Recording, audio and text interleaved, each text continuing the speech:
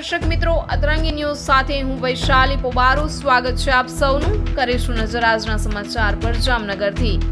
ગઈકાલે રામનવમી નિમિત્તે મર્યાદા પુરુષોત્તમ શ્રી રામના જન્મદિવસની ઉજવણી જામનગર ગીતા વિદ્યાલયમાં ધામધૂમપૂર્વક કરવામાં આવી હતી। બાળકોએ ઉત્સાહભેર રામ અને સીતાનો પહેરવેશ પહેરીને કાર્યક્રમમાં પધારેલ। જે બાળકોએ રામ અને સીતાનો પહેરવેશ પહેરીને આવેલ તેઓને ગીતા વિદ્યાલય તરફથી પુરસ્કાર આપવામાં આવેલ। ગુરુ પુષ્ય નક્ષત્ર હોવાથી બાળકોને સુવર્ણ પ્રાસનના ટીપા પણ પીવડાવવામાં આવેલ હતા। ફરાળી પ્રસાદ ગીતા વિદ્યાલયના જૂના વિદ્યાર્થી તથા કાર્યકર શ્રી દિલીપભાઈ શુક્લ તરફથી આપવામાં આવેલ। અધ્યયન અને પ્રાર્થનામાં બાળકો સમૂહમાં રામચંદ્ર સ્તુતિ, નવમી તિથિ તથા ભય પ્રગટ રૂપાલા જેવા વગેરે સ્તોત્રનું સામૂહિક ગાન કરેલ। અંતમાં શ્રી રામની ધૂન બોલાવવામાં આવેલી હતી। જય શ્રી રામ।